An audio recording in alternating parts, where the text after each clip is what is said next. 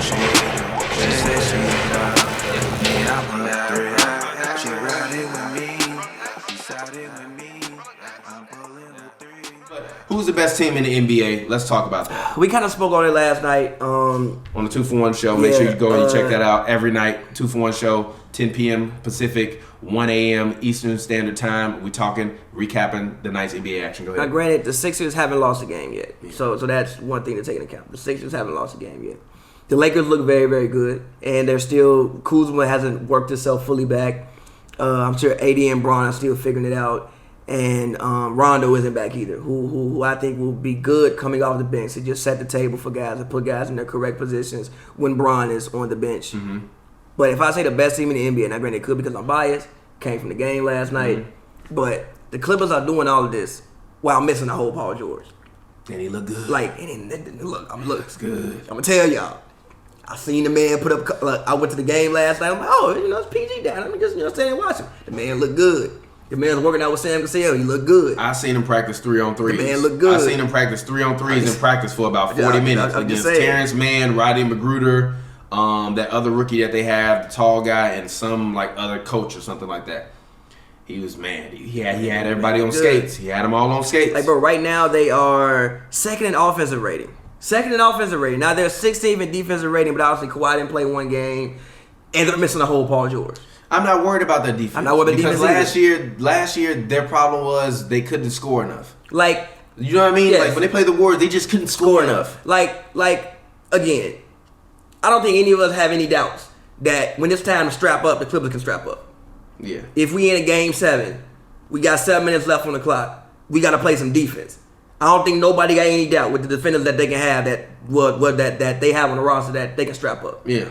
So they 5-2 right now. Yeah. They play some. They beat the Lakers, beat the Jazz. Yeah. Lost to the Jazz one time. Who else have they beaten? They beat.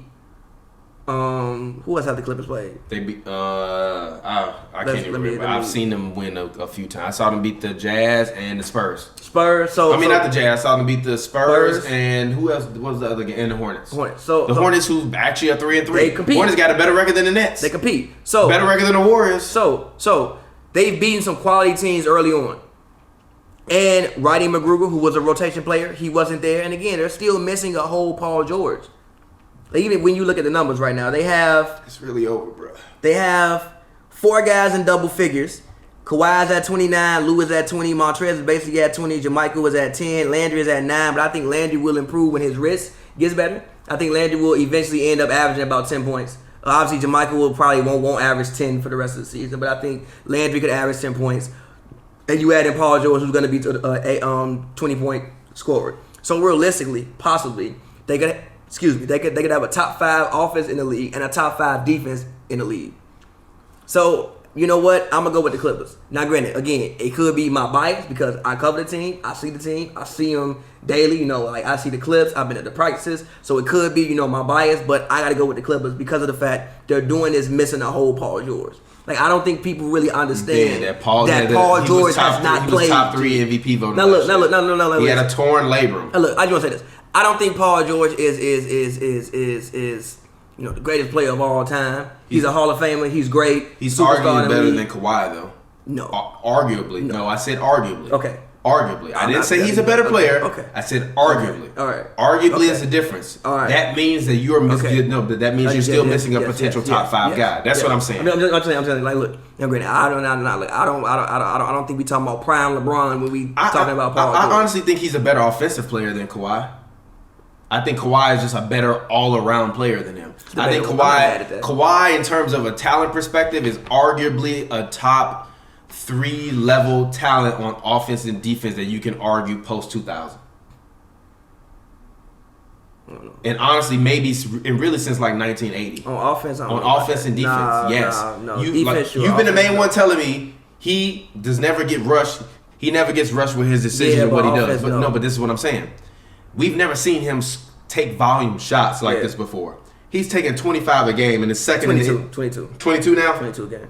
He was taking 25 before the game versus the Jazz, the last game. We've never seen him do that. And he still had the second highest PR in the NBA. Yeah.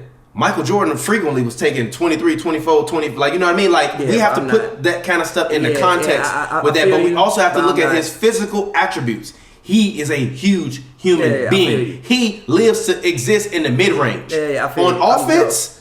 No. I'm just saying, it's arguable. That's all I'm saying. He's great. Top 3 offense post 2000, no. I'm not upset. Top 10, fine. Top 3, hell no. Why not? No. I gotta go Harden.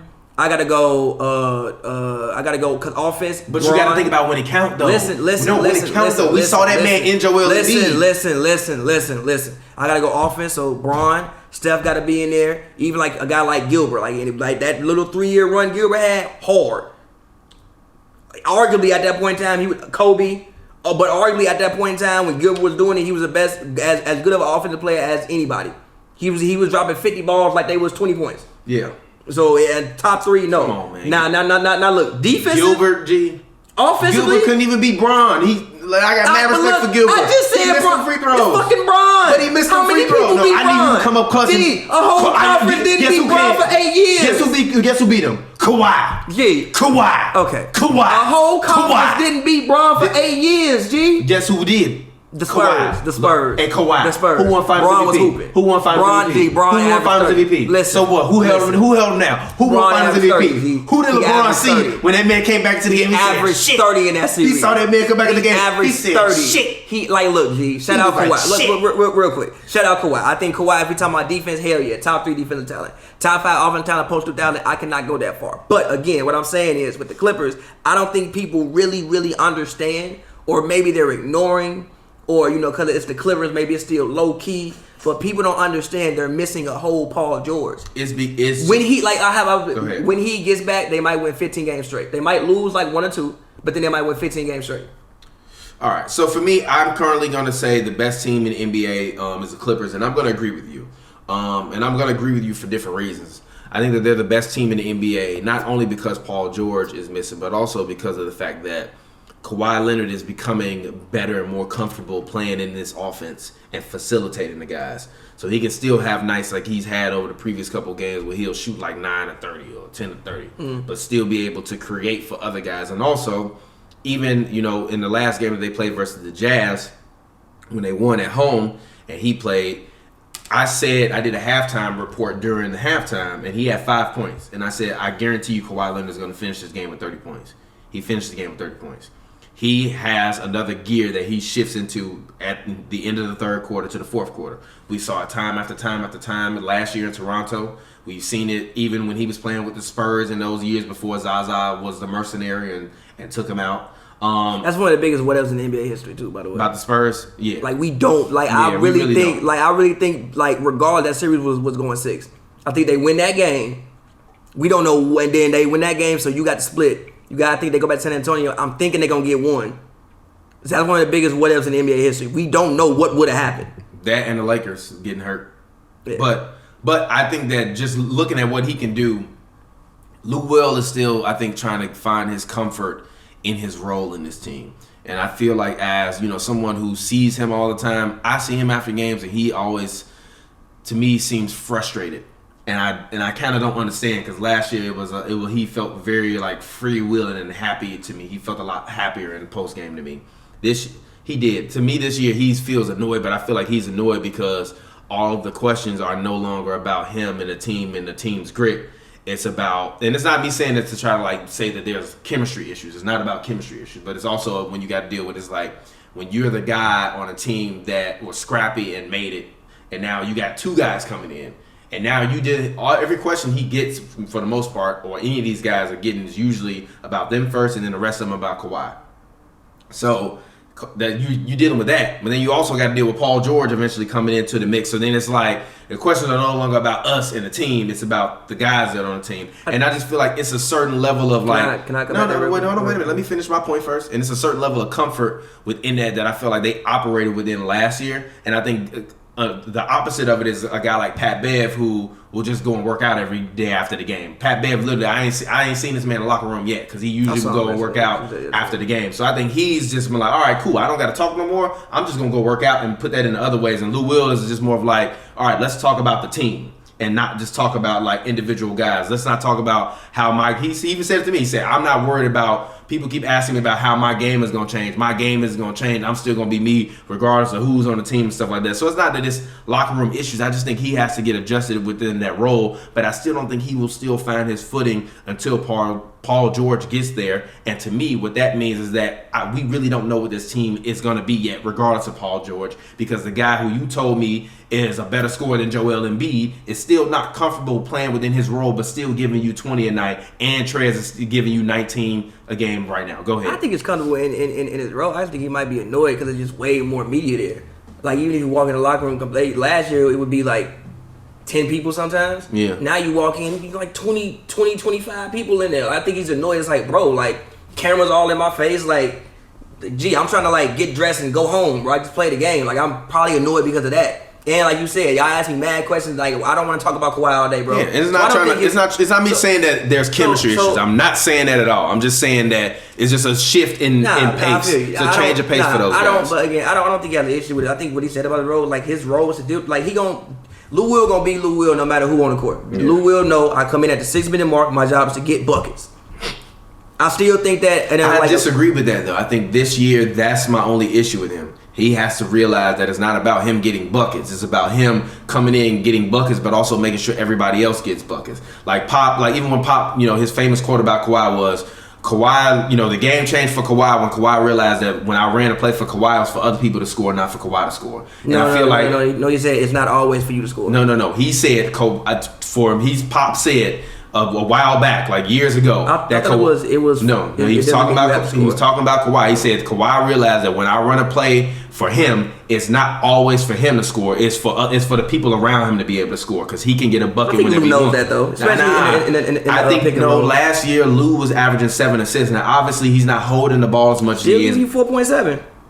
Yeah, but I'm not seeing the same level of facilitating that I saw last year. I feel like he's trying to be more aggressive offensively. And what I'm saying is that when PG comes back, those shots that he's taking are going to drop down even more. So I want him to continue to facilitate. I still thought Lou Will could be a 6-assist guy on this team. I still think that's what they need. I asked Doc the other day after the game if he thought that them lacking the traditional point guard would hurt them. And he literally, he literally said, yeah, like having a point guard, would be good, but like that's not what so like he's literally saying we don't have a real point guard. Yeah, like we got guys that are. But like the reason why I disagree with that is because you have more ball handlers now. Like you didn't have a Kawhi. Like Kawhi was even like you have more. So there's no reason for Lou Will to be averaging like 6-7 assists. Why not? Because look, to average 7 assists, you I don't say 7. Listen. He's averaging 4.7 right now on like the early season. If he stays around 4.7, that's fine. Like you don't need.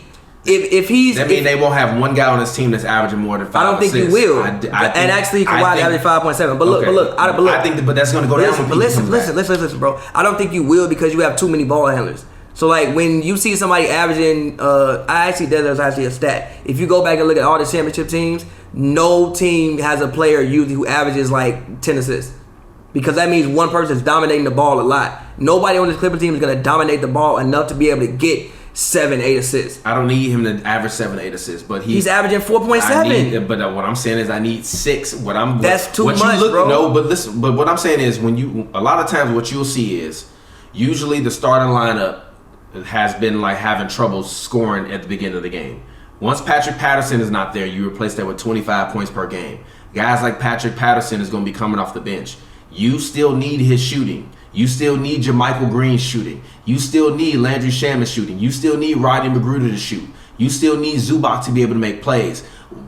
Doc said he wants to leave Lou and Trez out there with either PG or Kawhi at all times. So they're not PG and Kawhi are not going to be the only ones that's going to be holding the ball. Lou is going to have to hold the ball, which means that I'm going to still be looking for him to be more of a playmaker. Once PG comes back, those shot attempts are not going to be there. So what I'm saying, they will, but they will. But I'm talking but this one, it's a difference. I'm talking about in rhythm shots. Now, Lou can take whatever shot he wants to take right now. When PG comes back and PG's on the floor with Lou's not gonna just. No, he's not. Yes, he is. Watch when the shot attempts drop down to more like 13, and he has to be much more selective in his shots.